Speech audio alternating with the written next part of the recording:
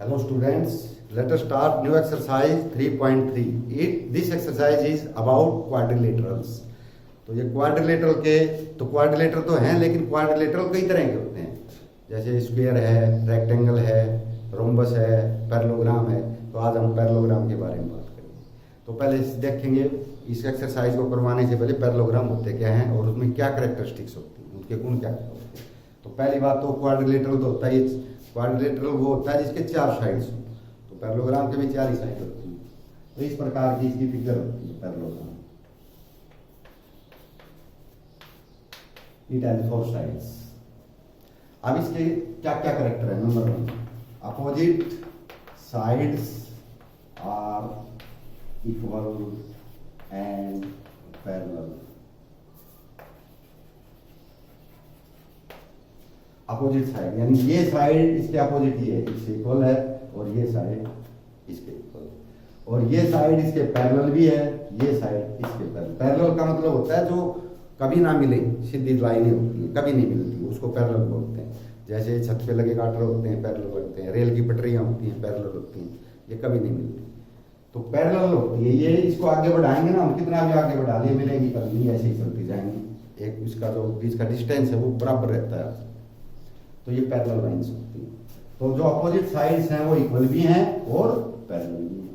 Number 2, opposite angles are equal. Opposite angle equal होते हैं, जैसे ये एंगल इसके बराबर आएगा, ये एंगल इसके ना, ये तो साइड है, एंगल ये है, ये एंगल इसके इक्वल आएगा, D is equal to E और A इज इक्वल टू, ये इसके बराबर। तो अपोजिट हो गया ना, इसके सामने वाला, इसके सामने वाला ये, तो अपोजिट एंगल इक्वल होते हैं। Number 3, diagonals bisect each other. अब डायगोनल के बारे में हमने पढ़ा भी था, भाई किसी में कितने डायगोनल आते हैं। तो इसमें क्वाड्रिलेटरल है जिसमें 2 डायगोनल आते हैं। आप फार्मूला लगाओगे तो कितने डायगोनल बनेंगे, 2। एक ये है और एक ये अपोजिट एंगल, यहाँ पे काटते हैं। तो ये कहता है कि जो इसके डायगोनल्स हैं बाइसेक्ट करते हैं इस तरफ, ये AC डायगोनल है और BD डायगोनल, ये दोनों यहाँ पे इंटरसेक्ट करते हैं। लेकिन यहाँ पे ये क्या करते हैं, बाइसेक्ट करते हैं। बाई माने बराबर 2 हिस्से करते हैं। जैसे इस पॉइंट पे इस डायगोनल के 2 हिस्से हो गए, OB OD दोनों इक्वल आएंगे, और इस डायगोनल के इस पे हो गए OC OA, ये भी दोनों इक्वल आएंगे। तो बाइसेक्ट करना बोलते हैं। तो डायगोनल है, म्यूचुअल बाइसेक्टर होते हैं एक दूसरे के, तो एक दूसरे को बाइसेक्ट करते हैं, 2 बराबर भागों में बांटते हैं। तीसरा ये करेक्टर हो गया इसका। एक करेक्टर और रखता है कि अगर जैसे पैरेलल लाइन है ना, इस प्रकार से 2 लाइन पैरेलल, इनको कोई लाइन ऐसे काट दे तो ये एंगल इसके बराबर होता है, इसको बोलते हैं हम अल्टरनेट एंगल। अल्टरनेट एंगल, ये एंगल इसके भी इक्वल होता है, ये बोलते हैं हम कोरस्पोंडिंग एंगल। कोरस्पोंडिंग एंगल, और ये एंगल इसके इक्वल होता है। ये तो पैरेलल की बात नहीं है, कोई 2 लाइन खींच लो, ये एंगल अपोजिट इक्वल होते हैं। तो वर्टिकली अपोजिट एंगल बोलते हैं, तो क्या बोलते हैं, वर्टिकली अपोजिट एंगल्स, ये वर्टिकली अपोजिट है। लेकिन इसका तीसरा अलग है, इसका तो तीसरा पार्ट ले रहे थे, वो ये था कि ये एंगल प्लस ये एंगल 180 होता है। यानी 2 पैरेलल लाइन है, एक लाइन काट ली है, तो उसके sum of interior angles of one side, एक तरफ के अंदर के इंटीरियर एंगल्स का सम 180 होता है। तो ठीक है, तो इसको मैं लिख देता हूं, sum of interior angles of one side is equal to 180। तो ये 3-4 आपके पास कैरेक्टरिस्टिक्स होती हैं इसकी, तो वो कैरेक्टरिस्टिक्स हमें देखनी।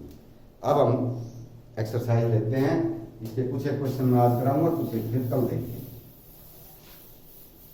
ये मैंने थोड़ा सा इसके बारे में बताया है आपको। पहला, अब आप बुक निकाल सकते हैं अपनी और देख सकते हैं।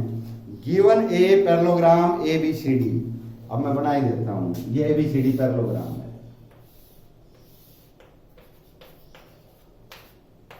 इसमें कहा गया है, कुछ स्टेटमेंट दे रखी हैं। AD इज इक्वल टू, ये है AD, किसके बराबर आएगा, इसके बराबर आएगा BC।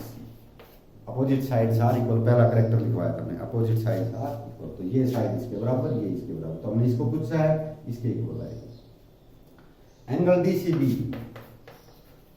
डी सी, ये एंगल किसके इक्वल आएगा, इसके आएगा, तो क्या अपोजिट एंगल है। Angle D A B, D ये इसके इक्वल आएगा। ओ सी, ओ सी, अब इसको हमने मिला लिया, डायगोनल्स, ये हो है। ओ सी किसके बराबर आएगा, इसके बराबर, तो ये बाइसेक्टिंग है, ये इस साइज के इक्वल आएगा। O C equal to O A. Magnitude angle D A B plus magnitude angle C B. Magnitude का मतलब उसकी कीमत होती है, प्लस माइनस का नहीं देखना हमने, वो इधर जा रहा है, डायरेक्शन उसकी अलग है या सेम है, हमने केवल उसका मैग्नीट्यूड देखना है, नंबर देखना है। डी ए बी, देखो जो एंगल होता है ना, जिस पॉइंट पे होता है वो बीच में आता है ए, तो ये बीच बीच में है, D A B, D A B, ये एंगल।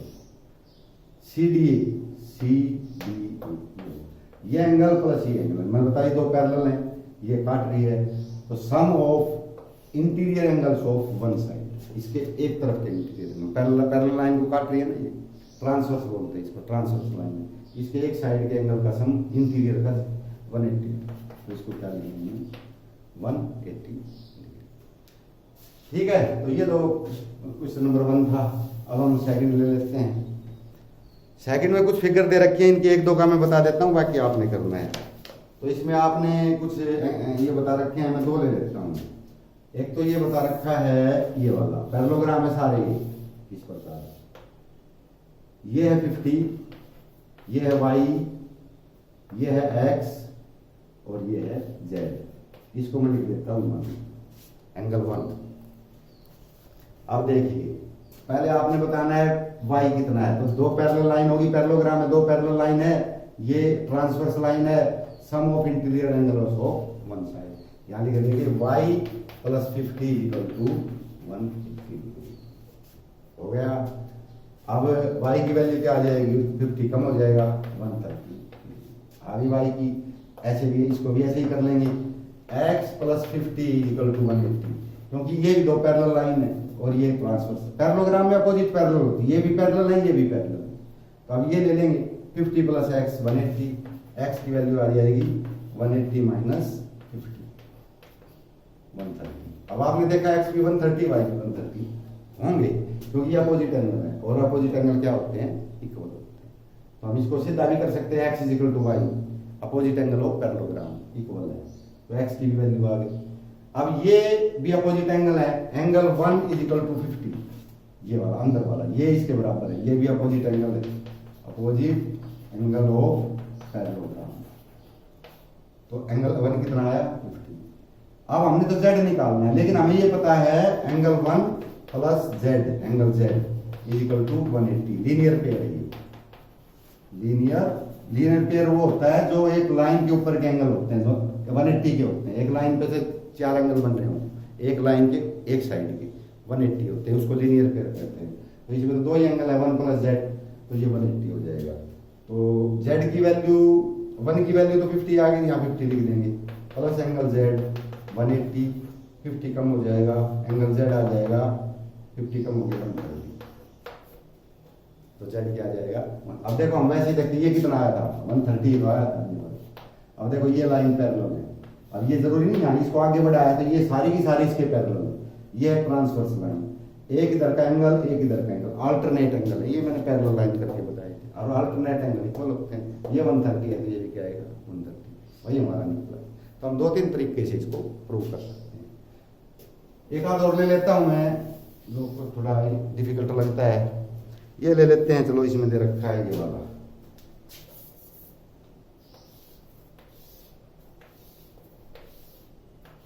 ये पैरेललोग्राम है सारे।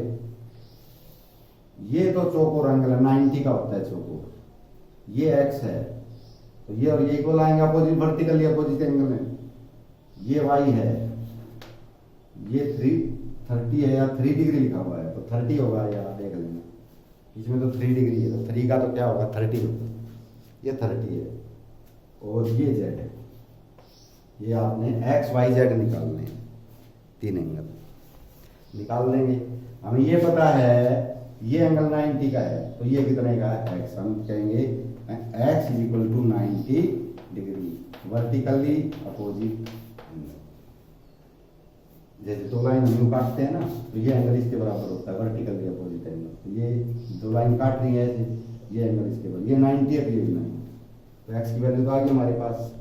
अब ट्रायंगल के एंगल सम कितना होता है 180, ये ट्रायंगल है, इसको लिख देंगे y plus x plus 30 is equal to 180।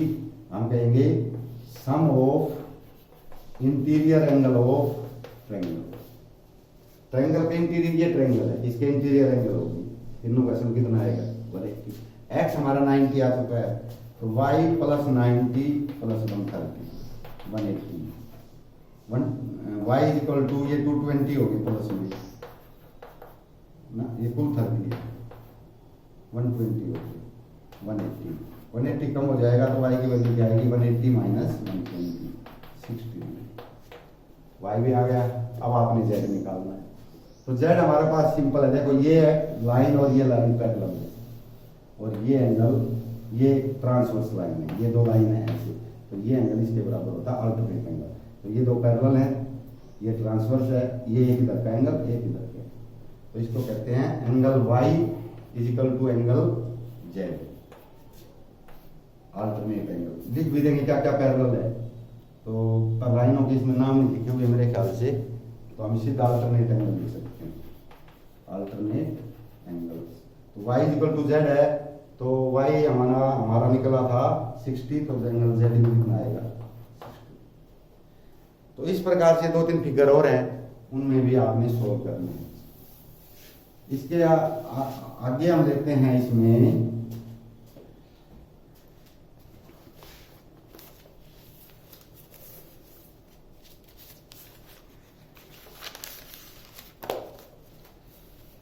Can a quadrilateral ABCD be parallelogram. कोई क्वाड्रिलेटरल क्या होता है जिसके चार साइड होती हैं, अब वो पता नहीं पैरेललोग्राम है या नहीं है, ये हमें कुछ जैसे क्वाड्रिलेटरल तो ये भी है, अब ये तो हमने किसी तरीके से पैरेललोग्राम नहीं देखा, तो क्वाड्रिलेटरल अपनी जगह होता है। अब वो पैरेललोग्राम है या नहीं है तो उसके हमने करैक्टर देखने। तो कोई क्वाड्रिलेटरल इसने कहा है एबीसीडी क्वाड्रिलेटरल है, can a quadrilateral ABCD be a parallelogram, क्या जो एबीसीडी क्वाड्रिलेटरल है ये पैरेललोग्राम हो सकता है, ये है।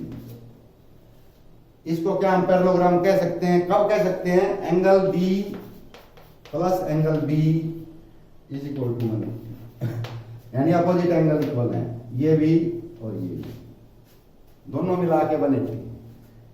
तो क्या हम इसको पैरेललोग्राम कह सकते हैं, नहीं कह सकते, क्योंकि ये एंगल और ये एंगल इनका जोड़ के 180 होना कोई जरूरी नहीं है कि वो 180 क्यों, अपोजिट एंगल इक्वल हो तो सकता है, 180 के हैं तो हम नहीं कह सकते पैरेललोग्राम, पॉसिबल है भी नहीं भी, हमेशा नहीं कह सकते, क्योंकि अगर ये 90 के हैं तब तो पॉसिबल है, फिर तो ये रेक्टेंगल बन जाएगा, फिर तो ये पॉसिबल हो सकता है। लेकिन अभी तो ये तो दोनों का जोड़ क्या पता ये 110 है, ये 80 है या 90 है, हमें तो नहीं पता इसी जगह। पैरेललोग्राम में अपोजिट एंगल इक्वल होते हैं, दोनों का जोड़ 180 नहीं होता, तो हम कहेंगे नो। पहले को क्या कहेंगे, नो। दूसरे में दे रखा है, इसको तो क्या देंगे हम नो। दूसरे में दे रखा है A B is equal to D C is equal to 8 D is equal to 4 और B C is equal to 4.2। इसने क्या कहा, ए बी और ए डी ये 8 दे रखे, ए पी और डी सी ये 8 दे रखे हैं, इक्वल है दोनों, हम तो पैरेललोग्राम में होता भी है, ये दोनों इक्वल दे रखे हैं। लेकिन जो दूसरे हैं ए डी और बी सी, ए डी है 4, बी सी है 4.4, तो क्या हम इसको पैरेललोग्राम कहेंगे, हम कहेंगे नो, इसको भी नो कहेंगे। क्यों, क्योंकि पैरेललोग्राम में अपोजिट साइड इक्वल होती हैं, लेकिन ये 4 है ये 4.4 अपोजिट तो है, ये तो इक्वल हो गई, ये तो नहीं हुई, दोनों साइड इक्वल होनी चाहिए, दोनों पेयर, तो हम कहेंगे नो, इसको भी नो कह देंगे, बस नो, ये यस नो में बताना है। अब तीसरा दे रखा है angle A is equal to 70 degree, angle C is equal to 65, ये 70 का है, ये 65 का है, तो भी हम क्या कहेंगे, क्योंकि अपोजिट एंगल तो इक्वल होने चाहिए, ये इक्वल नहीं है, एक 70 का है एक 65 का, इक्वल का है, तो अपोजिट एंगल इक्वल नहीं है तो पैरेललोग्राम नहीं कह सकते। खैर नंबर 4 लेते हैं। Draw a rough figure of quadrilateral that is not a parallelogram but has exactly 2 opposite angles of equal major. ये कहता है कि दोनों पेयर, हम तो पैरेललोग्राम में क्या बोलते हैं, दोनों पेयर इक्वल मेजर के होते हैं, दोनों पेयर अपोजिट एंगल इक्वल होते हैं। लेकिन ये कहता है भी अगर ऐसा नहीं हो सकता तो आप ये बताइए कि अगर क्वाड्रिलेटरल खींचिए जिसमें अपोजिट एक पेयर इक्वल है, हमने एक पेयर के लिए भी नो का है या एक पेयर इक्वल साइड के लिए भी नो का है, दोनों साइड इक्वल होनी चाहिए, दोनों पेयर। तो ये कहता है सब बना के दिखाइए आप जिसमें अपोजिट एंगल एक पेयर इक्वल है फिर भी वो पैरेललोग्राम नहीं। हम क्या करेंगे, सिंपल है हमारे लिए, एक साइड खींच लो कोई भी, इसके ऊपर आप जैसे हमने 120 का एंगल बना, कितना बना दिया 120। यहां पे आप एंगल बना लो 90 का, ठीक है, और 120 है तो ये 60 का बनेगा क्योंकि दोनों ये 120 है तो ये भी 120 का बनेगा। भाई अपोजिट एंगल एक पेयर इक्वल बता रखा है तो ये है, इसके सामने ये एंगल बनेगा, ये 120 का है तो ये भी 120 का बना देंगे, ये 120 का बना देंगे, और ये ऐसे नहीं, तो ये 90 का है तो ये अपने आप कोई और हो जाएगा जितना भी होगा।